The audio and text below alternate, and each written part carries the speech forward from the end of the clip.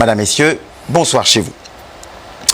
Nous sommes le vendredi 4 avril 2025 et l'histoire retiendra qu'un candidat à un projet reçoit ce soir Monsieur Alain-Claude Bilebinze. Monsieur le Président, bonsoir. Bonsoir, Monsieur Chimila. Monsieur le Président, permettez-moi tout de suite de vous présenter les journalistes qui m'accompagnent et qui vont vous poser les questions ce soir. Lariska Laure Mamengi de Gabon Première sur les questions politiques. Armstrong Agaya de Gabon 24 sur les questions économiques. Et puis Pakita Love Dilebou Mabika de Radio Gabon qui interviendra, elle, sur les questions société, culture et sport. Alors, Alain-Claude Bilebinze, vous êtes né à Makoko, au nord-est du Gabon, un 16 septembre 1967. Vous faites vos études primaires dans le chef-lieu de Logoué-Vindo avant d'être admis à l'école secondaire des cadets de police, ESCAP, à Libreville. Après l'obtention de votre baccalauréat, vous entrez donc à l'université Omar Bongo en faculté des lettres et des sciences humaines. Vous créez le premier syndicat des étudiants, dénommé Syndicat des étudiants gabonais, SEG, dont vous serez le premier et le dernier président. Alors, en 2000, vous intégrez la mairie de Libreville, où en 2001, vous êtes nommé directeur de la communication. De décembre 2002 à décembre 2005, vous occupez différents postes dans des cabinets ministériels, notamment au ministère des Droits de l'Homme, puis au ministère de l'Agriculture et enfin au ministère des Transports et de l'Aviation civile. En 2006, vous faites donc votre entrée au gouvernement en qualité de ministre délégué à la communication, porte-parole du gouvernement. La même année, vous êtes élu député de la commune de Makoko et du canton de Tanglouli. En janvier 2007, vous changez de portefeuille et devenez ministre délégué au ministère des Transports et de l'Aviation civile.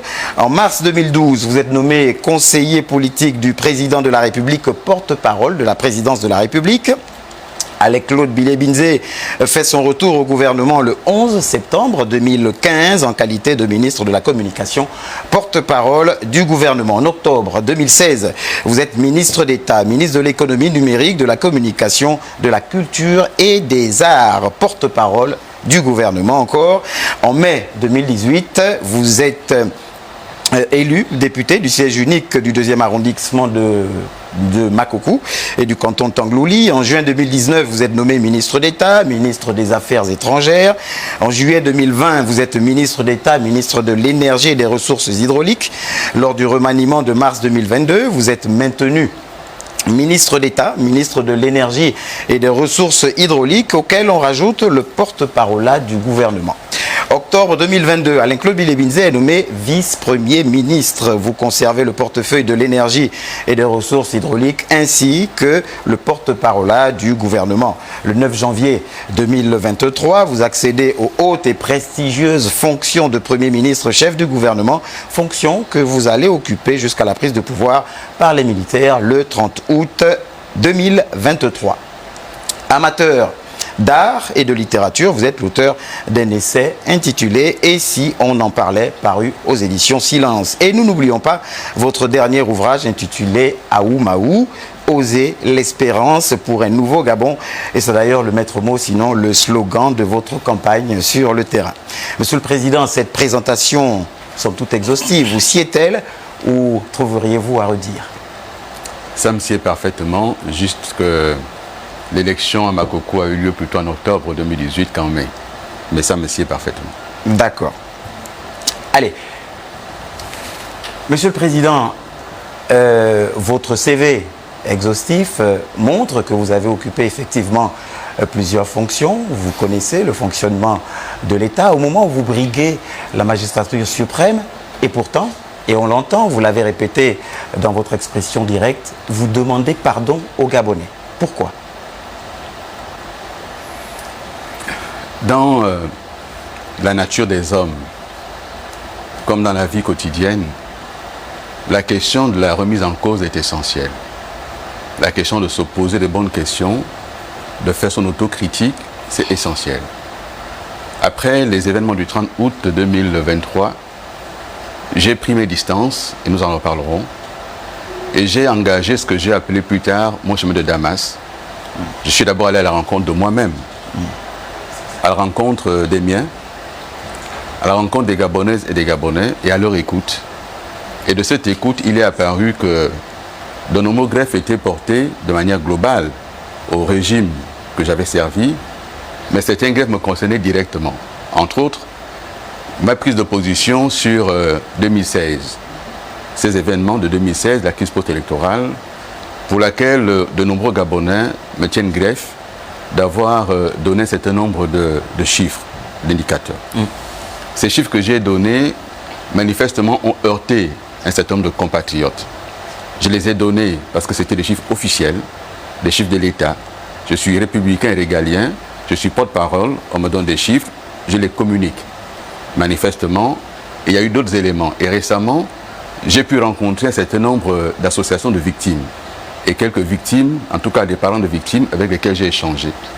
Et donc, ce pardon que j'ai demandé, ce pardon, c'est un pardon à la fois pour ce qui n'a pas été bien fait de manière collective, mais aussi pour ce que j'ai pu heurter dans mes prises de parole, dans mes prises de fonctions officielles.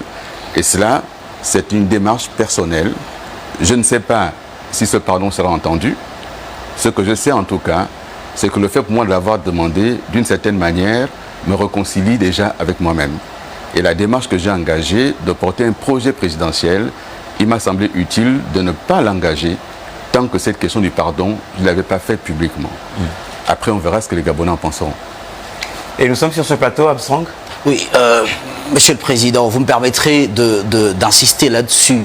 Le pardon tel qu'il est demandé nécessite quand même une part de vérité. Pourquoi demander pardon sur quelque chose dont vous n'avez pas eu finalement les vrais chiffres, si c'est le cas, ou alors, vu que vous avez quand même pu atteindre le niveau de la primature, donc devenir Premier ministre, aujourd'hui candidat à une élection présidentielle, pourquoi n'avoir pas demandé pardon aux Gabonais en leur disant les véritables chiffres? Est-ce à dire que vous ne les avez jamais eus de porte-parole du gouvernement ou alors de la présidence de la République à cette époque et de Premier ministre? Ces chiffres, est-ce qu'aujourd'hui, vous serez à même de dire que vous ne les avez jamais eus? Les chiffres que j'ai communiqués en 2016, je n'étais plus porte-parole de la présidence. J'étais porte-parole du gouvernement. Et je n'ai pas de chiffres contraires. Jusqu'à date où nous parlons aujourd'hui, j'ai entendu un certain nombre de chiffres donnés par quelques ONG qui se contredisent entre eux. Et j'ai entendu aussi qu'il y a eu des charniers. Et la question que je pose derrière le pardon, c'est la question de la mise en place de la commission Vérité, Justice et Réconciliation. J'en parle dans mon projet. J'indique que notre pays ne pourra pas être réconcilié avec lui-même si on n'a pas fait la lumière sur ces événements de 2016. Et on peut remonter en 2009, on peut aller plus loin en 1994. Chaque fois qu'il y a eu élection, il y a eu crise post-électorale avec des morts. Il ne faut pas faire comme si ça n'avait pas existé. Le sang des Gabonais a coulé. Il faut avoir l'humilité de se dire, j'ai participé d'un régime, je n'ai pas tué quelqu'un, je n'ai pas donné l'ordre de tuer quelqu'un, il faut que lumière soit faite. Et cette lumière-là, c'est dans le cadre de la commission Vérité, Justice et Réconciliation. Monsieur le Président, vous demandez pardon. Il y en a qui ont dit, il y a eu 300 morts. Il y en a qui ont dit, il y a eu des charniers. Je demande solennellement à ceux qui sont aujourd'hui aux responsabilités. Nous avons un ministre de la Justice qui a dit, il y a eu des charniers. Qu'attend-il depuis 18 mois maintenant pour engager une enquête? Il a la responsabilité aujourd'hui de l'État dans la matière de la justice. Nous avons un président d'institution qui est président du Sénat, qui était du camp de Jean Ping, qui aujourd'hui a la possibilité d'ouvrir une enquête parlementaire sur le sujet. Nous avons M. Jean Ping lui-même, qui revendique aujourd'hui la restauration de son siège, mais qui ne dit plus rien sur les morts de 2016. Aujourd'hui, on construit la cité-démocratie, on dit qu'il y a eu des charniers. Il faut pouvoir s'arrêter et se dire quelle est la vérité de cela. Monsieur le Président, vous me permettrez de rebondir. Monsieur le Président, vous me permettrez. Allez-y, rebondissez. Vous me permettrez de rebondir. Vous êtes porte-parole. L'on vous donne des chiffres à annoncer à la télévision. Au fur et à mesure de votre carrière politique, vous atteignez quand même un certain nombre de piédestals. Vous devenez ministre, jusqu'à Premier ministre, chef du gouvernement. Est-ce à dire qu'à ce jour, vous n'avez jamais eu la vérité sur ce dossier, quand bien même les Gabonais aujourd'hui vous pointent du doigt? Pourquoi veut dire demander pardon sur un fait dont vous estimez que vous ne connaissez rien? Dans la question du pardon, il y a le pardon pour ce qu'on a fait. Il y a le pardon pour ce qu'on a fait. Qu'est-ce que vous avez fait alors en 2016? Vous posez les questions, je fais les réponses. D'accord. Très bien. Je suis là ce soir pour m'adresser aux Gabonaises et aux Gabonais. 1h30 pour parler de mon projet. Oui, bien sûr. Et dans ce que je dis, je réponds à vos questions parce que ça rejoint un élément important de mon projet. La question de la commission Vérité, Justice et Réconciliation. D'accord. Et je le dis solennellement aujourd'hui. Je n'ai eu connaissance d'aucun autre chiffre que ce qui m'a été donné. Maintenant, je vous retourne la question. Vous étiez journaliste au Gabon en 2016. En 2016, vous étiez à Gabon 24, me semble-t-il. Et de ce point de vue... Non, Monsieur le Président. Bien. De ce point de vue, en tant que journaliste, avez-vous mené une enquête sur ces événements-là? Monsieur le Président, je vous réponds tout de suite. Oui. Malheureusement, en 2016 et sous l'Ancien Régime, il fallait se contenter de ce qui était dicté. Et sous le nouveau régime, depuis 18 mois, avez-vous mené une enquête? Sauf que malheureusement, j'ai encore envie de vous dire que le siège de Jean-Ping n'a pas été attaqué sous le nouveau régime. Ce que j'ai envie de... Non, attendez. Je veux aider les Gabonais à comprendre. Ce n'est pas vos envies qui sont là. Monsieur le Président, ce n'est pas ce ne sont pas vos envies qui sont là, ce sont mes réponses qui sont là. Gardez vos envies, je suis là pour répondre aux Gabonais. Bien sûr. Bien.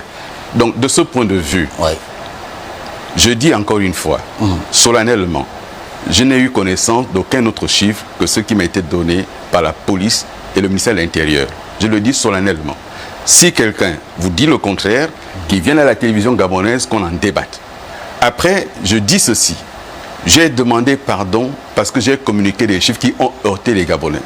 Lorsque je rencontre Madame Aïcha, qui me regarde dans les yeux, j'en ai parlé dans mon expression directe, et qui me dit, Monsieur Bilibizé, je ne vous déteste pas, j'ai de la haine pour vous. Parce que des gens sont morts, on était là, on a vu les morts, et vous entendre dire qu'il n'y avait que 8 morts, ça nous a heurtés. Je dis pardon pour ces chiffres que j'ai donnés. Mais je n'ai pas dit que j'ai commis un acte criminel. Je dis encore une fois, la commission Vérité, Justice et Réconciliation est l'élément fondamental qui permettra d'avoir la vérité des faits. Et vous reconnaissez donc n'avoir pas dit la vérité à cette période? Je reconnais avoir donné des chiffres. Est-ce que vous entendez ce que je dis? Le chiffre, c'est plus une question de vérité. Qui ne sont pas forcément la vérité, ces chiffres. Les chiffres que j'ai donnés me venaient du ministère de l'Intérieur. D'accord. Bien. Donc, je pose encore une question. Est-ce que depuis lors, l'État gabonais, depuis que j'en parle, a donné une version contraire à ce que je dis? Vous parlez de quel État, Monsieur le Président? Monsieur Agaya. Avant la transition ou l'État sous la transition? Alors, mais l'État avant la transition, comme l'État après la transition. L'État est une continuité historique. Les militaires ont fait une intervention. Les militaires ont une mémoire. Personne ne sort de son groupement, de son unité, sans que ça soit signalé. Personne ne prend une arme dans une armurerie sans que ça soit noté. Personne ne prend des munitions sans que ça soit identifié. Et donc, il y a une mémoire de l'armée qui est là, qui existe. Lorsqu'on voudra connaître la vérité, la mémoire de l'armée parlera, s'exprimera. Donc, il ne sert à rien, ça fait 2 ans maintenant, qu'un certain nombre de personnes, un certain nombre de médias, un certain nombre de réseaux sociaux manipulés tentent de faire passer Bilibize comme le bouc émissaire, comme si Ali Bongo n'avait eu que Bilibize comme collaborateur. J'aurais donc été ministre de l'Intérieur, ministre de la Défense, commandant en chef, commandant d'unité, commandant de groupement, et j'aurais moi-même fait toutes ces interventions. Cela n'est pas vrai.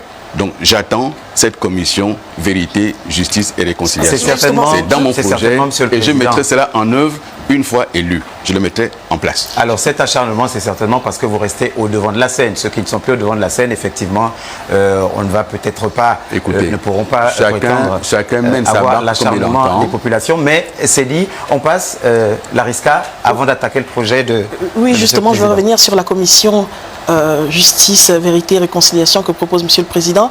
Je voudrais savoir à quoi servirait le rôle de la justice dans cette action, dans l'action de cette commission. Est-ce qu'elle va pouvoir établir les responsabilités des uns et des autres à tous les niveaux? La commission, lorsqu'elle se met en place, et le Gabon ne serait pas le premier pays à le faire, l'Afrique du Sud l'a fait, la Côte d'Ivoire l'a fait, d'autres pays dans le monde l'ont fait. L'intérêt de la commission Vérité, Justice et Réconciliation, c'est un moment de respiration nationale où on fait appel à plusieurs compétences qui ne sont pas que du domaine de la justice. Il va y avoir des sociologues, il peut y avoir des anthropologues, il peut y avoir des psychologues, il peut y avoir tous les experts possibles qui ne sont pas que du domaine de la justice. Il y aura des témoins également, ceux qui ont vécu les faits, il y aura un certain nombre de parents qui ont été là, qui ont vu des choses et qui vont pouvoir s'exprimer. Le fait pour nous de dire qu'il faut cette commission-là ne peut pas empêcher la manifestation de la vérité judiciaire. Si la justice aujourd'hui se saisit du dossier, la justice ira à son terme. Mais la question de la commission vérité, justice et réconciliation est d'abord une question de politique nationale pour guérir le pays, pour réconcilier le pays, pour faire en sorte que les Gabonais se parlent à nouveau. Et moi, j'assume d'avoir participé à un régime, mais je n'ai pas été seul. Et je n'ai pas été dans toutes les actions de ce régime-là. J'en étais un des visages. Vous êtes des journalistes. Dans une salle de rédaction, vous êtes présentateur d'un journal. Il y a derrière cette présentation du journal des petites mains qui ont travaillé, qui ont préparé le journal. C'est vous qu'on voit en train de donner l'information, mais ce n'est pas vous qui avez préparé tous les sujets. Ce n'est pas vous qui avez fait le reportage sur le terrain. On n'a pas fait le montage. Et donc ça fonctionne comme ça également, un État. Chacun à sa place. Le fait pour moi d'avoir porté cette parole-là ne veut pas dire que j'ai été celui qui a été à la manœuvre à tous les niveaux. On veut faire porter un chapeau, je ne porterai pas ce chapeau.